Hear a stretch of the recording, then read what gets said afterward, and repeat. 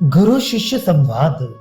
ब्राह्मण ने कहा, वीर, तुम अपनी बुद्धि से मुझे जैसा समझकर फटकार रही हो, मैं वैसा नहीं हूँ।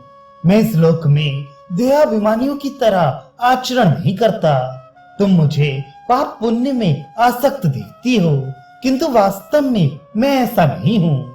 मैं ब्राह्मण, जीवन मुक्त महात्मा, वानप्रस्थ, गृहस्थ और ब्रह्मचारी सब कुछ हूँ। इस भूतल पर जो कुछ दिखाई देता है वह सब मेरे द्वारा व्याप्त है। ज्ञान ही मेरा धन है। यही ब्रह्मवेत्ताओं का एकमात्र मार्ग है।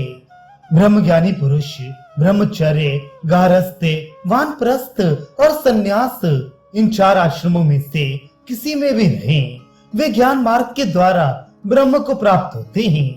भिन्न भिन्न आश्रमों में रहते हुए भी जिनकी बुद्धि शांति के साधन में लगी हुई है, वे अंत में एकमात्र सत्स्वरूप ब्रह्म को प्राप्त होते हैं। ये मार्ग बुद्धिगम्य है। शरीर के द्वारा इसे प्राप्त नहीं किया जा सकता। इसलिए देवी, तुम्हें परलोक के लिए तनिक भी भय नहीं करना चाहिए। तुम मेरे साथ अपने तारतम्य का चिंतन करती हुई अंत में मेरे ही स्वरूप को प्राप्त हो जाओगी। ब्राह्मणी बोली, नाथ, मेरी बुद्धि थोड़ी और अंतःकरण अशुद्ध है। अतः अपने संक्षेप में जिस महान ज्ञान का उपदेश किया है उसको समझना मेरे लिए कठिन है। मैं तो उसे सुनकर भी धारण न कर सकी। अतः आप कोई ऐसा उपाय बताइए जिससे मुझे भी यह बुद्धि प्राप्त हो। मेरा विश्वास है कि वह उपाय आप ही से ज्ञात हो सकता है। ब्राह्मण ने कहा, देवी, तुम बुद्धि को नीचे की अरणी और गुरु को ऊपर की अरणी समझो। तपस्या और वेद वेदांत के श्रवण मनन द्वारा मंथन करने पर उन अरणियों से ज्ञान रूप अग्नि प्रकट होती है।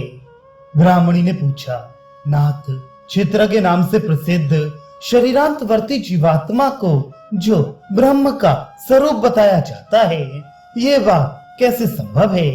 क्योंकि जीवात्मा ब्रह्म के नियंत्रण में रहता है, और जो जिसके नियंत्रण में रहता है वह उसका स्वरूप हो, ऐसा कभी नहीं देखा गया।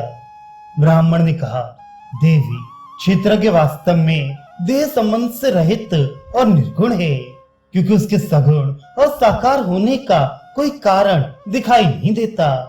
ऐसी दशा में वह ब्रह्म से भिन्न कैसे हो सकता है?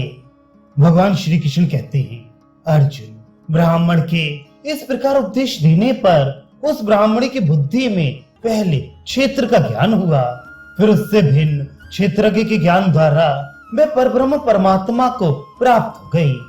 अर्जुन बोले, भगवान, इस समय आपकी कृपा से सूक्ष्म विषय के श्रवण में मेरा मन लग रहा है।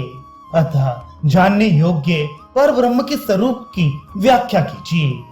भगवान श्री कृष्ण ने कहा, अर्जुन, इस विषय को लेकर गुरु और शिष्य में जो मोक्ष विषयक संवाद हुआ था वह प्राचीन इतिहास बतलाया जा रहा है।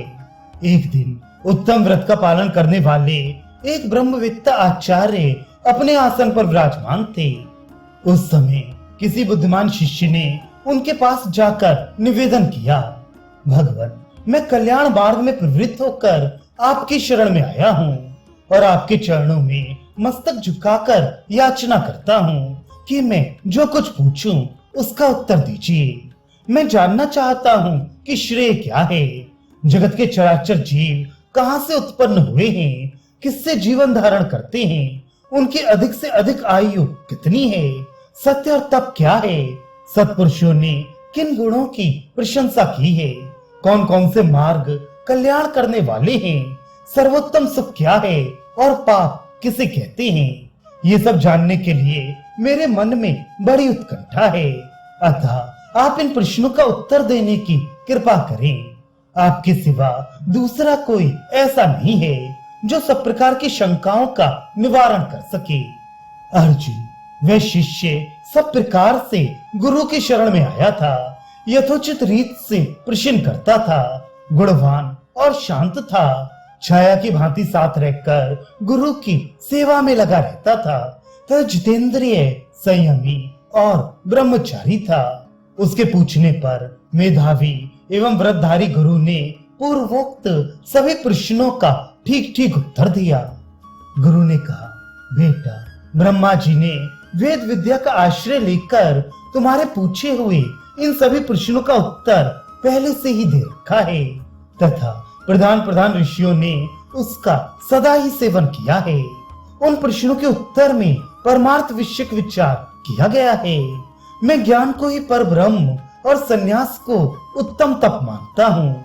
जो अबाधित ज्ञान तत्व को निश्चय पूर्वक जानकर अपने को सब प्राणियों के भीतर स्थित देखता है, वह सर्वगत, सर्वज्ञ अथवा सर्वव्यापक माना जाता है। जो किसी वस्तु की कामना नहीं करता तथा जिसके मन में किसी बात का अभिमान नहीं होता, वह इस लोक में रहता हुआ ही ब्रह्म भाव को प्राप्त हो जाता है। जो माया और सत्वादि गुणों के तत्व को जानता है, जिसे सब भूतों के कारण का ज्ञान है और जो ममता तथा अहंकार से रहित हो गया है, उसकी मुक्ति में तनिक भी संदेह नहीं है।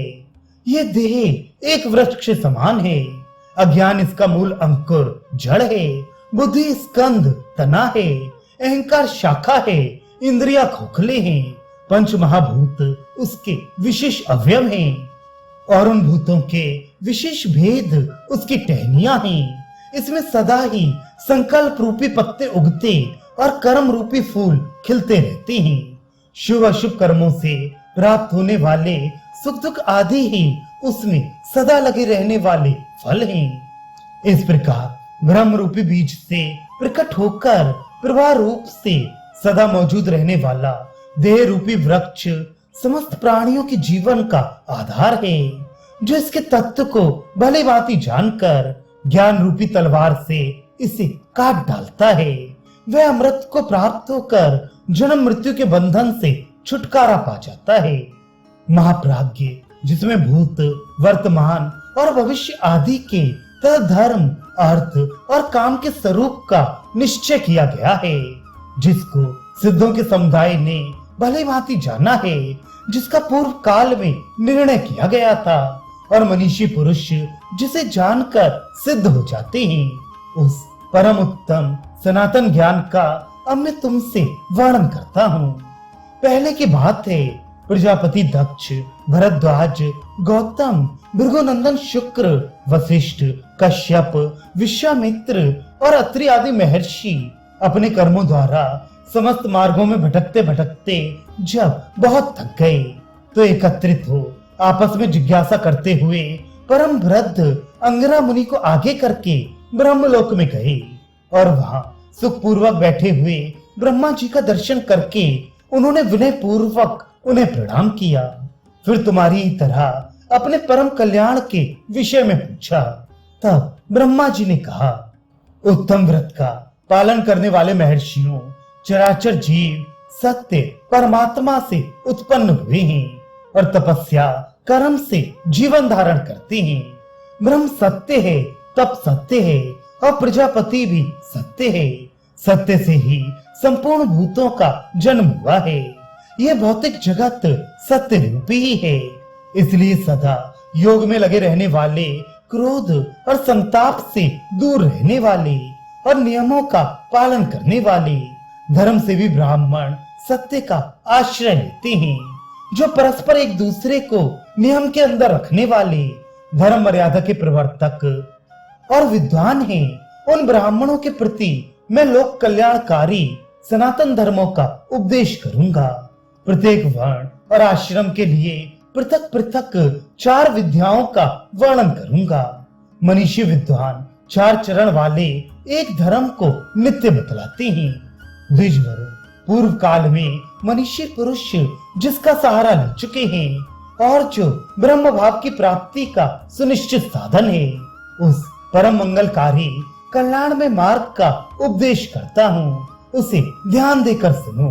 ये सारा का सारा उपदेश परम पद का साधन है। आश्रमों में ब्रह्मचर्य को प्रथम आश्रम बतलाया गया है, गारस्थ दूसरा और वानप्रस्थ तीसरा आश्रम है। इसके बाद संन्यास आश्रम है। इसमें आत्मज्ञान की प्रधानता होती है, अतः इसे परम पद स्वरूप समझना चाहिए। जब तक अध्यात्म ज्ञान की प्राप्ति नहीं होती तभी तक ज्योति, आकाश, वायु, सूर्य, इंद्र और प्रजापति आदि के पृथक पृथक दर्शन होते हैं। आत्मज्ञान होने पर इनका नानात्व दृष्टिगोचर नहीं होता। अतः पहले आत्मज्ञान का उपाय बतलाता हूँ, सब लोग सुनो। ब्राह्मण, क्षत्रिय और वैश्य इन तीन द्विजातियों के लिए वानप्रस्थ आश्रम का विधान है। वन में रहकर मुनिवृत्ति का सेवन करते हुए फल मूल और वायु के आहार पर जीवन निर्वाह करने से वानप्रस्थ धर्म का पालन होता है। गृहस्थ आश्रम का विधान सभी वर्णों के लिए है। विद्वान पुरुषों ने श्रद्धा को ही धर्म का मुख्य लक्षण बतलाया है। धैर्यवान संत महात्मा अपने कर्मों से धर्म मर्यादा का पालन करते हैं।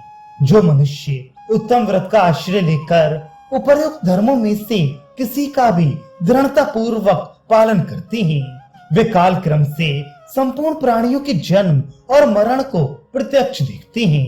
अब मैं यथार्थ युक्ति के द्वारा विषयों में स्थित संपूर्ण तत्वों का विवाद पूर्वक वर्णन करता हूँ। अव्यक्त प्रकृति, मैं तत्व, अहंकार, 11 इंद्रियां, पंच महाभूत और उनके शब्द आदि विशेष गुण तथा जीवात्मा, इस प्रकार तत्वों की संख्या 25 बतलाई गई है। जो इन सब तत्वों की उत्पत्ति और लय को ठीक ठीक जानता है, वे संपूर्ण प्राणियों में धीर है और कभी मोह में नहीं पड़ता।